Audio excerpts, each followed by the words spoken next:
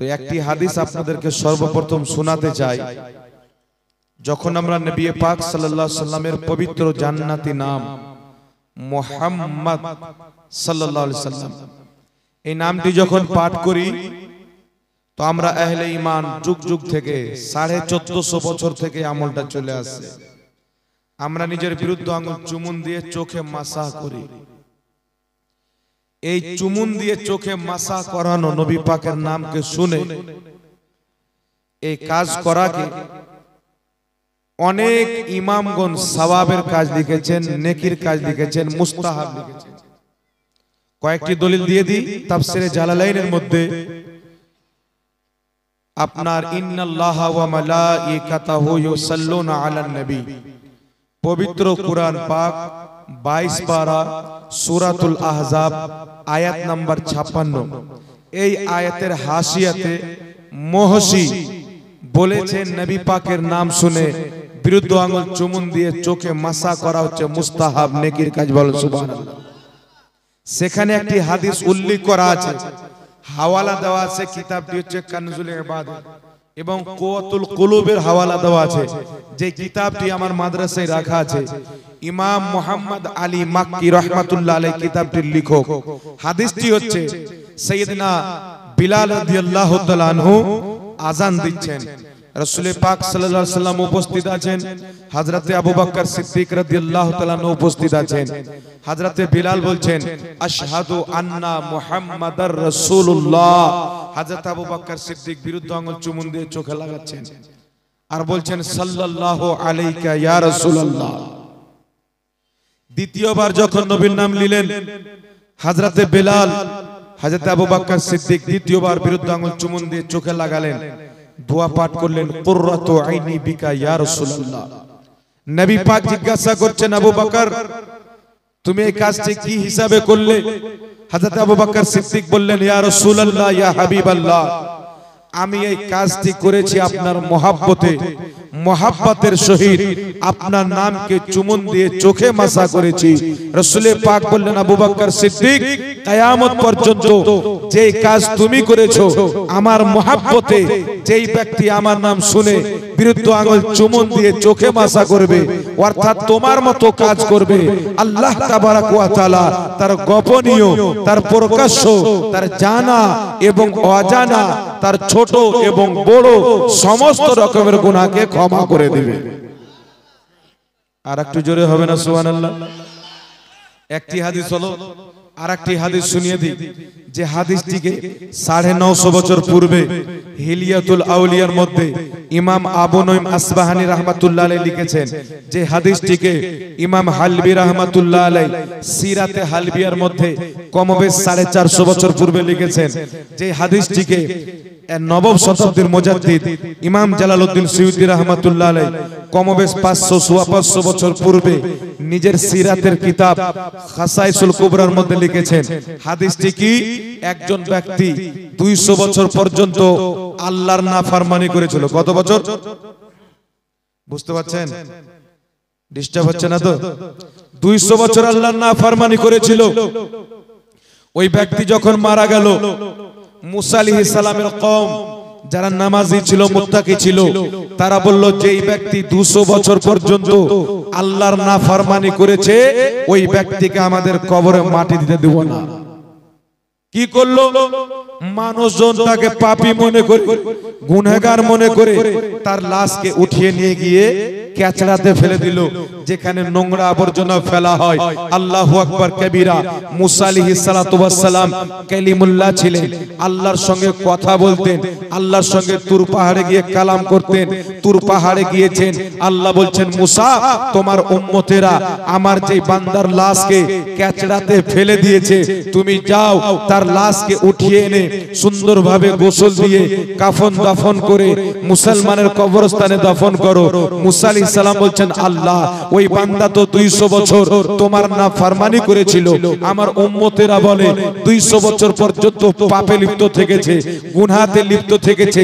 আমি যদি তার জানাজা, আমি যদি তাকে উঠাই, তার গোসল দিই, তাকে কাফন দিই, মুসলমানদের কবরস্থানে মাটি দিই, আমাকে তো প্রশ্ন করবে মুসা আলাইহিস সালাতু ওয়াস সালাম এমন একজন পাপী ব্যক্তির জানাজার নামাজ আপনি কেন পড়াচ্ছেন?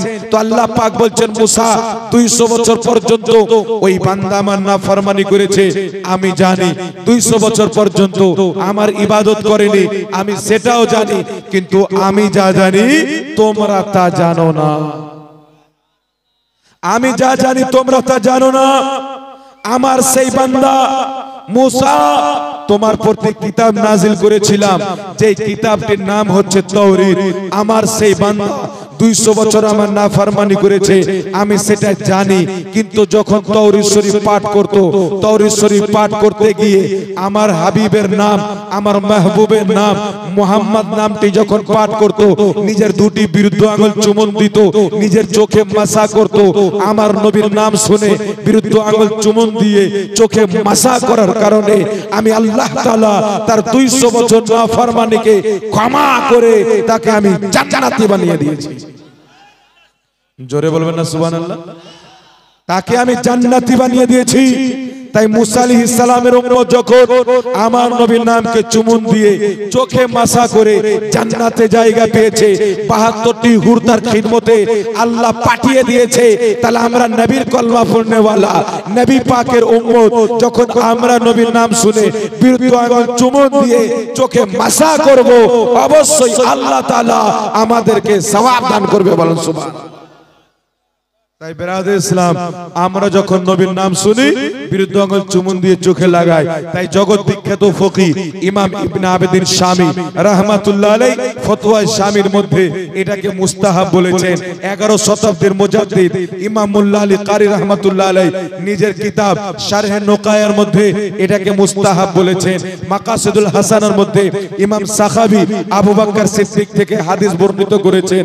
হযরতে ইমাম জালালউদ্দিন সুয়ুতির লেখা কিতাব তাফসিরে জালালাইনের হাসিয়াতে মুহসি এটাকে মুস্তাহাব বলেছেন।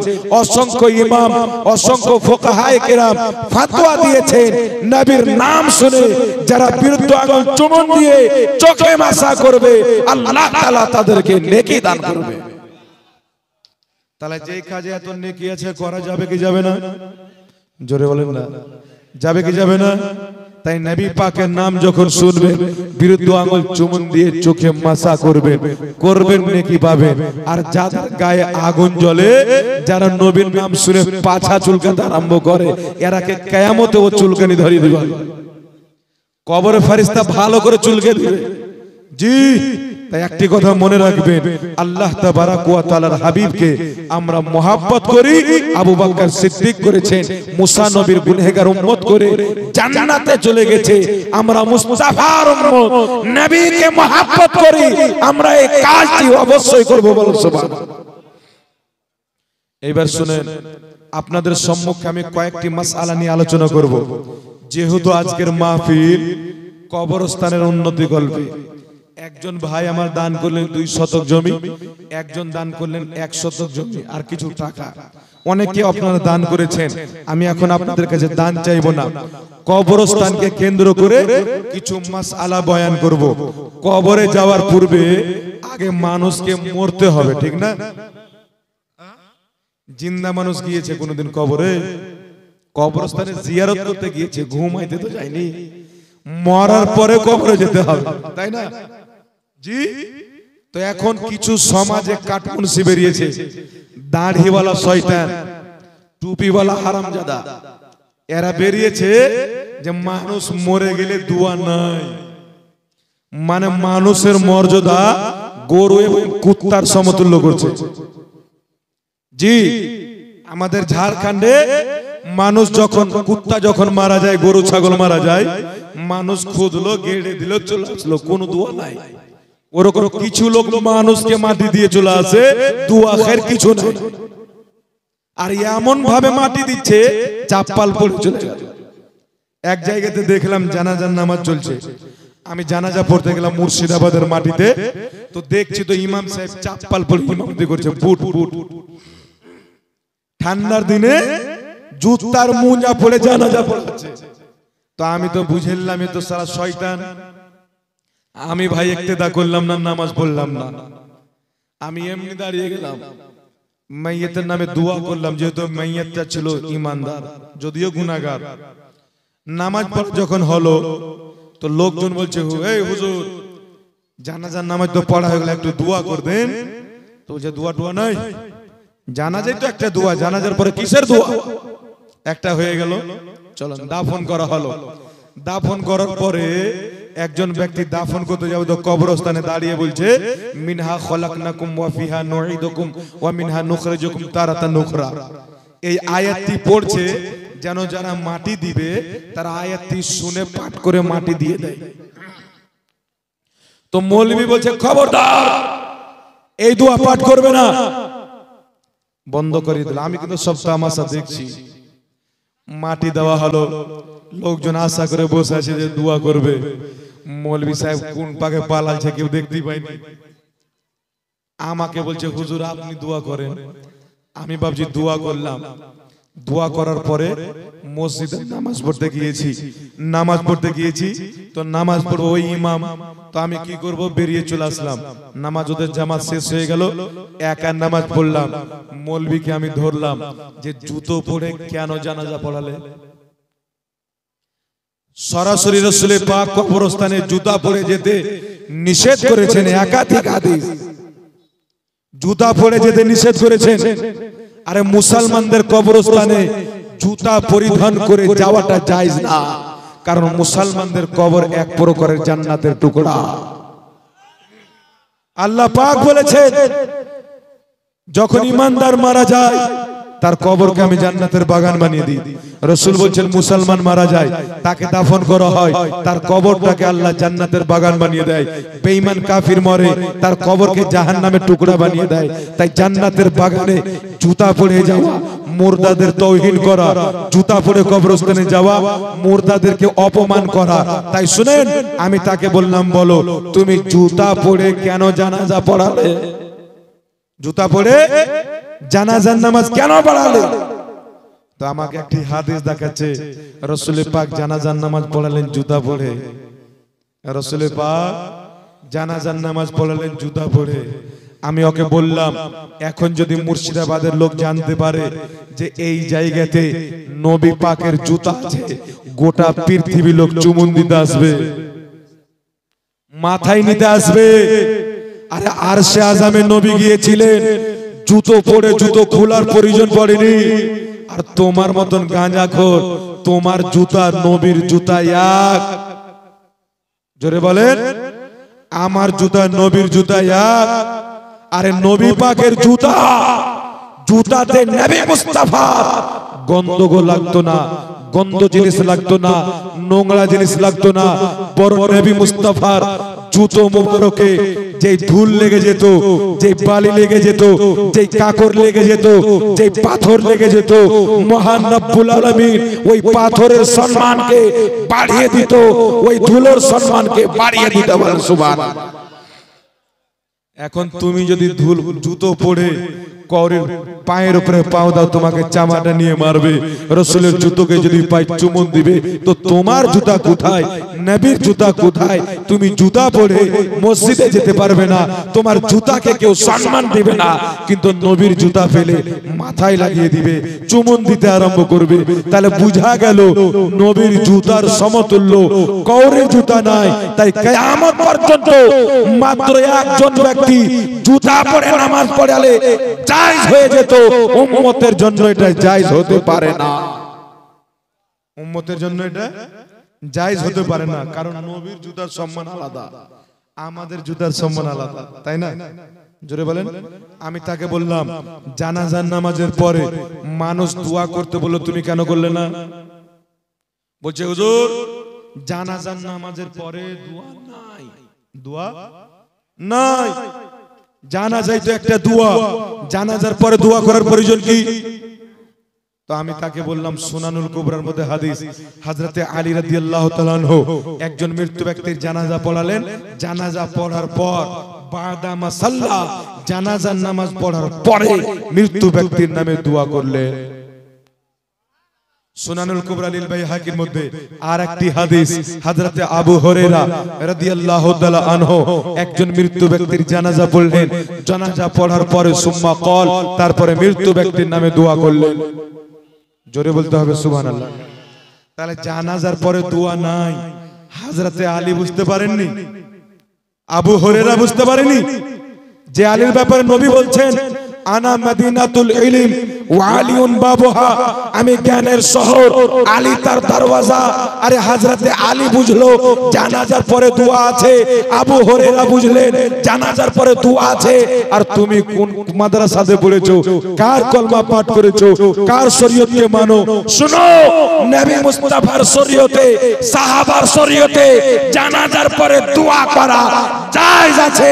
আমেরিকা ইসরায়েলের বানা নাপাক ধর্মতে নাজায়েজ আছে। তুমি কার ধর্ম মানবে? নবীর ধর্ম মানবে না ইহুদির? যারা বলে জানাজার পরে কোনো দোয়া নাই, এরা নবীর হাদিস পড়েনি, সাহাবার দিনকে পড়েনি। এই ফতোয়া নবীর শরীয়তের না, এই ফতোয়া সাহাবার শরীয়তের না। এটা ইহুদিরা বেরেনে ভরেছে, ইসরায়েলের বেরেনে ভরেছে। নচেত আল্লাহ বলেছেন উদউনি আস্তাজিব লাকুম, তোমরা আমার কাছে দোয়া করো, আমি কবুল করব। বাপ মারা গেছে দোয়া করো, জানাজার আগে দোয়া করো, জানাজার পরে দোয়া করো, দাফনের আগে দোয়া করো, দাফনের পরে দোয়া করো। তোমার বাপ মারা গেছে, মা মারা গেছে, যখন তুমি পারো আমার কাছে দোয়া করো। আমি আল্লাহর দরওয়াজা সব সময়ের জন্য খোলা, দুয়ার দরওয়াজা সব সময় খোলা। আল্লাহ বলেনি যে জানাজার নামাজ পড়ে আমার দুয়ার দরজা বন্ধ হয়ে যায়, ও রহমতের খিড়কি বন্ধ হয়ে যায়।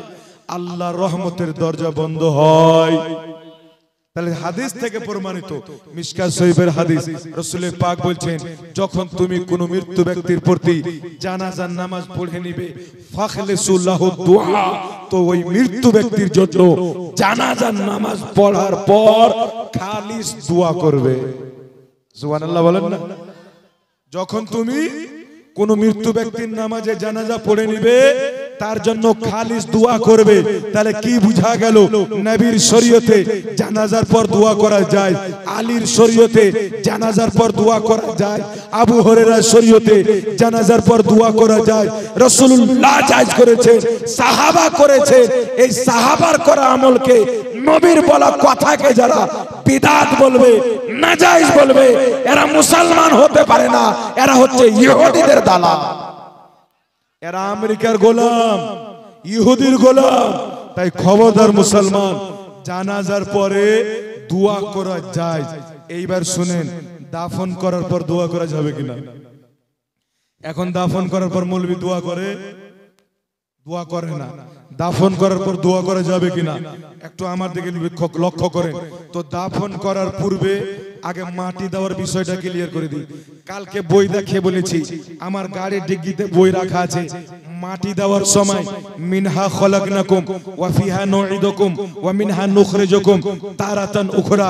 এই আয়াতটি পাঠ করা কেউ যদি নাজায়েজ প্রমাণ করতে পারে, ভুল প্রমাণ করতে পারে, হারাম প্রমাণ করতে পারে, আমি মোহাম্মদ জাহাঙ্গীর আলম রিজভী 5 লক্ষ টাকার চ্যালেঞ্জ করলাম। 5 লক্ষ টাকার চ্যালেঞ্জ। মাটি দেওয়ার সময় মিনহা খালাকনাকুম এই আয়াতটি পাঠ করা শরীয়তে জায়েজ আছে, বরং মুস্তাহাব আছে।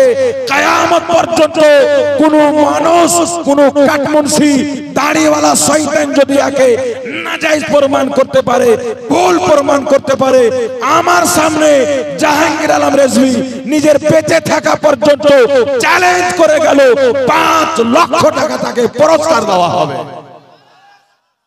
কেউ জন্ম হয়নি যে দেখিয়ে দিবে। যে মৌলবি বলে মাটি দেওয়ার সময় মিনহা খালাকনাকুম আয়াত পড়া যাবে না, এ হচ্ছে হারামজাদা, এ হচ্ছে জাহিল।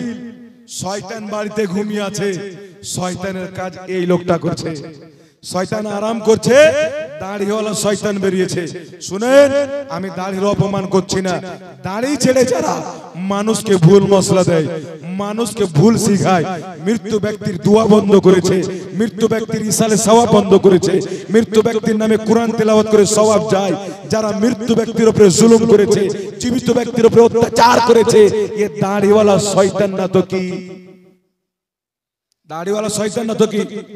এইবার শুনেন, আমি দলিল দিচ্ছি, একটা দলিল যদি কোন মায়ের ভুল প্রমাণ করতে পারে 1 লাখ টাকা, দুটো দলিল ভুল প্রমাণ করলে 2 লাখ টাকা, তিনটি দলিল ভুল প্রমাণ করলে 3 লাখ টাকা পুরস্কার দেব। যদি এই পৃথিবীর মাটিতে কোন আহলে হাদিস মুন্সি বা কোন দেওবন্দি মুন্সি মায়ের দুধ পান করে থাকে, মিনহা খালাকনাকুম, মৃত্যু ব্যক্তিকে দাফন করার সময় পাঠ করা জায়েজ আছে। যদি হিম্মত থাকে চ্যালেঞ্জ অ্যাকসেপ্ট করো, জায়গা নির্ধারিত করে একবার বসে যাও, মাত্র 10 মিনিটে যদি ওলঙ্গা না করে দিই, জুতোর গলা মালাই পড়ে বাড়ি যাবে। যদি মায়ের দুধ পান করে থাকো তো চ্যালেঞ্জ অ্যাকসেপ্ট।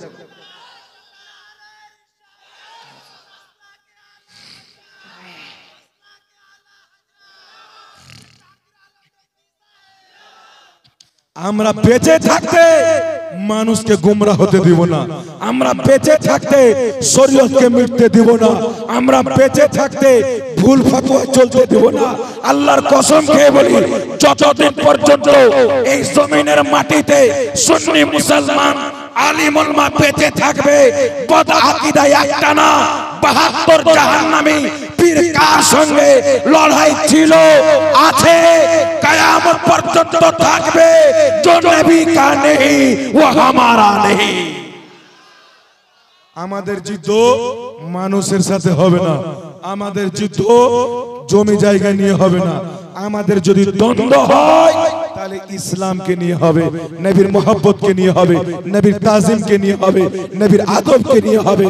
তাই শুনেন, দলিলটি নিয়ে যান। আমি আপনাদের সম্মুখে দলিল পেশ করছি, একটু কান খুলে মনোযোগ সহকারে ধ্যান দিয়ে শ্রবণ করবে। হাদিসটি শুনেন, সুনানুল কুবরা লিল বাইহাকি, 1150 বছর পূর্বে লেখা কিতাব, বেইরুত লেবাননের ছাপ। এই কিতাবের মধ্যে হাদিস, কানজুল উম্মানের মধ্যে হাদিস। আমার জানা মতে কমবেশ 20টার চাইতে বেশি কিতাবের মধ্যে এই হাদিসটি রয়েছে। হাদিসটি কি? আমার আপনার নবী সাল্লাল্লাহু আলাইহি সাল্লামের মেয়ে হযরতে উম্মে কুলসুম রাদিয়াল্লাহু তাআলা আনহা যখন ইন্তিকাল করলেন, আমার আপনার নবী তিনাকে মাটি দেওয়ার সময় নিজে মিনহা খলাকনাকুম ওয়া ফিহা নুইদুকুম ওয়া মিনহা নুখরিজুকুম তারাতান উখরা, আমার নবী নিজের মেয়েকে দাফন করার সময় নিজে এই আয়াতটি পাঠ করেছে, হাদিসের মধ্যে বিদ্যমান আছে। বলুন সুবহানাল্লাহ। তাহলে যেই কাজটা নবী পাক করেছেন করা যাবে কি যাবে না? জোরে বলেন, একবার দুরূদ শরীফ পাঠ করেন। আল্লাহ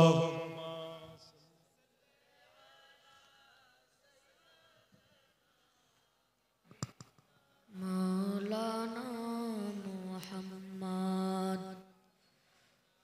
লে সাইয়্যিদানা ওয়া না মুহাম্মদ সাল্লাল্লাহু তাআলা আলাইহি ওয়াসাল্লাম। তো নবী পাক সাল্লাল্লাহু আলাইহি ওয়াসাল্লাম নিজের মেয়েকে মাটি দেওয়ার সময় এই আয়াতটি পাঠ করেছেন। তাহলে নবীর করা আমল করা যাবে কি যাবে না? এখন ওর গোবরখোর ভক্তদেরকে বলবে যে জাহাঙ্গীর মুফতি যে হাদিসটি বলে, যে হাদিসটি জয়ীফ, কেউ তো জাল প্রমাণ করতে পারবে না, কিয়ামত অবধি চ্যালেঞ্জ, বলে জয়ীফ। তো শুনেন, ইমাম নববী রাহমাতুল্লাহ আলাইহি কিতাবুল আজকারের মধ্যে লিখেছেন দয়ীফ হাদিসে আমল করা মুস্তাহাব। ইমাম মোল্লা আলী কারি রাহমাতুল্লাহ আলাইহি মিশকাতে সারা মিরকাতের মধ্যে বলেছেন দয়ীফ হাদিসে আমল করা জায়েজ। ইমাম জালালউদ্দিন সিউতি বলেছেন দয়ীফ হাদিসে আমল করা জায়েজ। ইমাম ইবনে হাজার আসকালানী বলেছেন দয়ীফ হাদিসে আমল করা জায়েজ। ইমাম কামালউদ্দিন বলেছেন দয়ীফ হাদিসে আমল করা জায়েজ। ইমাম ইসমাইল হাক্কি বিখ্যাত তাফসীরের কিতাব রুহুল বায়ানের মধ্যে লিখেছেন দয়ীফ হাদিসে আমল করা জায়েজ। ইমাম নববী বলেছেন দয়ীফ হাদিসে আমল করা মুস্তাহাব। তাই জয়ীফ বলেও রাস্তা কাটতে পারবে, কিন্তু পড়া যাবে না, এই মর্মে কোনো জাল ফাতোয়া নাই। এইবার শুনেন, যারা বলে মিনহা খলাকনাকুম, ইলা আখিরিল আয়াত, এই আয়াতটি মৃত্যু ব্যক্তিকে মাটি দেওয়ার সময় পড়া চলবে না। এরা হলো আহলে হাদিস লা মাযহাবী। এরা লা মাযহাবী। আর গোটা বিশ্বের লা মাযহাবী কাঠমুন্সিদের বাপ সৌদি আরবের মুফতি আজম নিজের কিতাবে, যার নাম হচ্ছে ইবনে বাজ, নিজের কিতাব মাজমুয়া ফাতাওয়ার মধ্যে, এটা আহলে হাদিসদের কিতাব, মাজমুয়া ফাতাওয়ার মধ্যে ইবনে বাজকে প্রশ্ন করা হলো, সওয়াল মিনহা খলাকনাকুম ওয়া ফিহা নুঈদুকুম ওয়া মিনহা নুখরিজুকুম তারাতান উখরা ইনদা দাফন, মৃত্যু ব্যক্তিকে দাফন করার সময় এই আয়াতটি পাঠ করা যাবে কি যাবে না? তো ইবনে বাজ আহলে হাদিসদের গুরু, আহলে হাদিসদের বাপ ফতোয়া দিচ্ছে, শোনো, মিনহা খলাকনাকুম এই আয়াতটি দাফন করার সময় পাঠ করা হাজা সুন্নাত, তো এটা হচ্ছে সুন্নাত। জোরে বলে। ওর বাপ বলছে সুন্নাত আর ওই বলছে বিদআত। ওর বাপ লিখছে সুন্নাত, আরে গাঁজাখোর ট্যাক্সি ড্রাইভার বলছে বিদআত। তো একবার যদি বসে যায় আমাদের সামনে, তাহলে শুধু পায়জামা না সব উলঙ্গা হয়ে যাবে। জি, তাই চোর ভয় করবে বসতে, যে চুরি করেনি থানা যেতে ভয় করবে না, পুলিশকে দেখে ভয় করবে না। যারা ধর্মের নামে ব্যবসা চালু করেছে, এখন জাহাঙ্গীর আলমের উপর আটক। দেখছে যে ঝাড়খণ্ডের জাহাঙ্গীর জিনা হারাম করে দিয়েছে, যাকে অপমান করতে হবে, বলছে হুজুর ক্ষমা চাইতে হবে। আমি বলেছি, শোনো, আমার গর্দানে যদি ছুরি রেখে বলে ক্ষমা চাইতে হবে, আমি কোন ওয়াহাবির কাছে ক্ষমা চাইবো না। বলেছি কালকে জলসাতে, যদি হিম্মত থাকে আমার বাড়ি ঝাড়খণ্ড, এখানে ওদের মাদ্রাসা আছে, আমি ওদের মাদ্রাসাতে বসে প্রমাণ করে দেব খাতনা উপলক্ষে খাওয়া দাওয়া করানো জায়েজ আছে। আর কোন আহলে হাদিস যদি মায়ের দুধ পান করে থাকে, তাহলে হারাম প্রমাণ করুক, কিয়ামত পর্যন্ত চলে, হারাম প্রমাণ করতে পারবে না। এরা মিথ্যা না বললে আহলে হাদিস হওয়াই যায় না। জি, আমি পাড়ায় কো জায়গাতে বলি, যদি ওয়াহাবি কুরআন হাদিসের নামে, শরীয়তের নামে মিথ্যা না বলে, তো মনে করবেন ওর বাপের সন্তান না। মিথ্যা বলা এটা হালালি হওয়ার প্রমাণ। তাই শুনেন, ওদের বাপ লিখছে সুন্নাত, আর এই গুদর মুন্সি বলছে বিদআত, এর কথা চলবে? এইবার শুনেন, জগৎ বিখ্যাত ইমাম ইমাম নববী রাহমাতুল্লাহ আলাইহি, যিনাকে আহলে হাদিস ইমাম বলে মানে, দেওবন্দি ইমাম বলে মানে, আহলে সুন্নাত ওয়াল জামাত সুন্নিরাও নিজের ইমাম মানে, ইমাম নববী রাহমাতুল্লাহ আলাইহি এই কিতাবটি আমার গাড়িতে রাখা আছে, বেইরুত লেবাননের ছাপ। কিতাবটির নাম হচ্ছে আল আজকার। এই কিতাবের মধ্যে ইমাম নববী ফতোয়া দিয়েছে, মৃত ব্যক্তিকে দাফন করার সময় মিনহা খলাকনাকুম ওয়া ফিহা নুঈদুকুম ওয়া মিনহা নুখরিজুকুম তারাতান উখরা, এই আয়াতটি পাঠ করা ইমাম নববী বলছেন মুস্তাহাব। করে বলেন সুবহানাল্লাহ। শুধু জায়েজ না, মুস্তাহাব কাজ, সওয়াবের কাজ। তাহলে বেটাদের ক্ষমতা আছে আমাদের সামনে বসা, আর এই যে বলছে চলবে না, ওর কাছে একটা চটি বইও নাই। এ বলছে চলবে না, কোথায় পেলো? ওর বাপের ফতোয়া কিতাবুল আন্দাজ। জি, আন্দাজের কিতাবে আছে, এটা শরীয়তের কোনো কিতাবে নাই। তাই মৃত্যু ব্যক্তিকে দাফন করার সময় মিনহা খলাকনাকুম এই আয়াতটি অবশ্যই পাঠ করবেন। একটি আয়াত পাঠ করবেন, এক লোক মাটি দিবেন, দ্বিতীয় আয়াত পাঠ করবেন, আর এক লোক দিবেন, তারপরে আয়াত পাঠ করবেন, আর এক লোক দিবেন, তিন লোক মাটি দিবেন। ইমাম নববী রাহমাতুল্লাহ আলাইহি বলেছেন, এইভাবে এই আয়াতটি পড়ে মাটি দেওয়া মুস্তাহাব, মুস্তাহাব সওয়াবের কাজ। জোরে বলতে হবে সুবহানাল্লাহ। তো ইমাম নববীর মতো এত বড় ইমাম, লক্ষ লক্ষ হাদিসের হাফিজ, এত বড় ইমাম বলছে মুস্তাহাব, জায়েজ, নেকির কাজ, আর গাঁজাখোর বলছে যে বিদআত। বাংলাদেশে কিছু পাঠা মৌলবি বলছেন না জায়েজ। এই শয়তানদের কথা চলবে? এই জোরে বলেন, এই শয়তানের কথা চলবে? তাই আমার চ্যালেঞ্জ থাকলো, না তোমার কথা চলবে না আমার কথা চলবে, যাকে তোমরাও মানো আমরাও মানি, সকল উম্মত যাকে ইমাম হিসেবে মেনেছে, ইমামদের ফতোয়া মানতে হবে। ইমামদের ফতোয়া হলো মাটি দেওয়ার সময় এই আয়াতটি পাঠ করা যায়, কিয়ামত পর্যন্ত যতই মৌলবি বলুক এটা নাজায়েজ হবে না, মৌলবি জাহান্নামে চলে যাবে। এই আয়াত পাঠ করা চাই থেকে যাবে, বলুন সুবহানাল্লাহ। তাই বেরাদের ইসলাম, শরীয়তটা আলু না যে মাংসের সাথেও দিয়ে দিলাম, মাছের সাথেও দিয়ে দিলাম। আলু এমন একটি সবজি সব জিনিসের সাথে চলে। তো শরীয়তটা ডাল ভাত আর আলু না, শরীয়ত হচ্ছে নবী পাক এবং আল্লাহ পাকের পছন্দ দিন, আল্লাহ রাসূলের ফরমানের নাম শরীয়ত। তাই এই গাঁজাখোর মৌলবীরা নিজে জাহান্নামে যাবে, এদের বক্তব্য শুনে যারা নিজেকে গর্বিত করে ঠিক বলেছে, এরাও জাহান্নামে যাবে। নচেত আমি বলবো ইউটিউবের মাধ্যমে আমার বক্তব্য যাবে, আমি আহলে হাদিস জনগণকে বলবো আমার দ্বন্দ্ব তোমাদের মৌলবীর সাথে।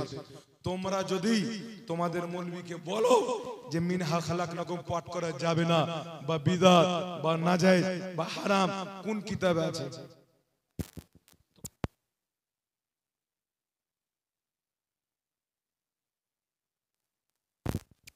আর মৌলবী নানি মরে যাবে দেখাতে পারবে না, নানাও মরে যাবে দেখাতে পারবে না, কারণ মিথ্যা কথা বলে। তাই সত্য কথা হলো মিনহা খলাকনাকুম দাফন করার সময় পাঠ করা যায়, বরং এটাই হচ্ছে দাফন করার দোয়া। জোরে বলুন সুবহানাল্লাহ।